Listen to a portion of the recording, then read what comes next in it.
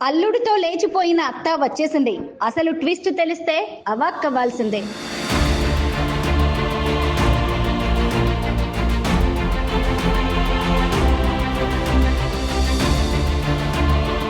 కాబోయే అల్లుడితో అత్త లేచిపోయిన ఘటన దేశవ్యాప్తంగా తీవ్ర చర్చనీయాంశమైన విషయం అందరికీ తెలిసిందే. అయితే ఆమె భర్త పోలీసులకు ఫిర్యాదు చేయడంతో భయపడిన ఆ జంట తిరిగి వచ్చింది. సరాసరి పోలీస్ స్టేషన్ కు వెళ్లి తాము ఎందుకు పారిపోవాల్సి వచ్చిందో పోలీసులకు వివరించారు. ఇకపై తన ప్రియుడితోనే ఉంటానని, భర్తతో విడాకులు ఇప్పించాలని ఆమె పోలీసులకు మొరపెట్టుకుంది. ఇంతకీ ఆమె ఎందుకు అల్లుడితో వెళ్లిపోయిందో ఇప్పుడు తెలుసుకుందాం. తన కూతురికి ఇచ్చి వారం రోజుల్లో వివాహం జరిపించాల్సిన అల్లుడితో వెళ్లిపోయిన అత్త కథలో సూపర్ ట్విస్ట్ చోటు చేసుకుంది. బుధవారం స్వప్న, రాహుల్ పోలీసుల దగ్గర సరెండర్ అయ్యారు. ఈ క్రమంలో తాను కాబోయే అల్లుడితో ఎందుకు వెళ్లిపోవాల్సి వచ్చిందో ఆమె వివరించింది.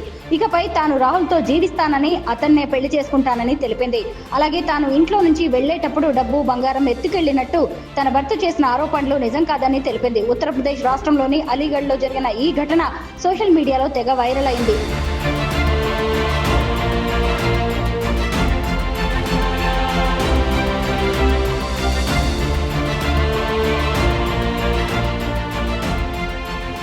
అలీగఢ్ దాదోన్కు చెందిన జితేంద్ర కుమార్ స్వప్నను 20 ఏళ్ల కిందట పెళ్లి చేసుకున్నాడు. వారికి శివాని అనే కూతురు ఉంది. అయితే ఏప్రిల్ 16వ తేదీన రాహుల్ అనే యువకుడికి తమ కూతుర్ని ఇచ్చి పెళ్లి జరిపించేందుకు ఇరు కుటుంబాలు నిర్ణయించాయి. పెళ్లి ఇంకా 3 నెలలు ఉందన్న సమయం నుంచి రాహుల్ కాబోయే అత్త స్వప్నతో క్లోజ్ గా మూవ్ అయ్యాడు. ఆమెకు ప్రత్యేకంగా ఫోన్ కూడా కొనిచ్చాడు. వీరి మధ్య బంధం క్రమంగా బలపడింది. అది కాస్త వివాహేతర సంబంధానికి దారితీసింది. ఈ క్రమంలో మరో 10 రోజుల్లో పెళ్లి ఉందనగా సరిగ్గా ఏప్రిల్ 6వ తేదీన రాహుల్ స్వప్నను తీసుకుని పరారయ్యాడు. అప్పటికే పెళ్లి పనులు పూర్తి చేసిన జితేంద్ర కుమార్ పెళ్లి కార్డులు కూడా పనిచేశాడు.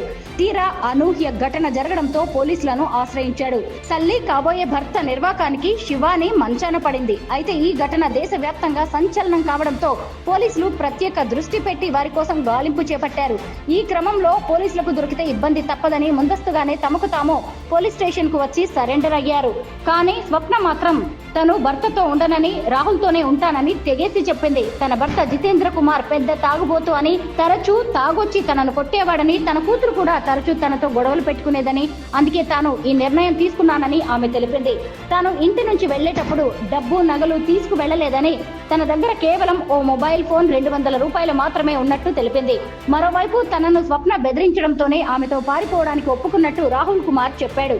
అలీగఢ్ బస్ స్టాప్ లో కలవకపోతే తాను ఆత్మహత్య చేసుకుంటానని స్వప్న తనకు ఫోన్ చేసి చెప్పిందని, దీంతో తాను అక్కడికి వెళ్లానని, ఆ తర్వాత ఇద్దరం కలిసి లక్నో వెళ్లినట్టు అతను తెలిపాడు.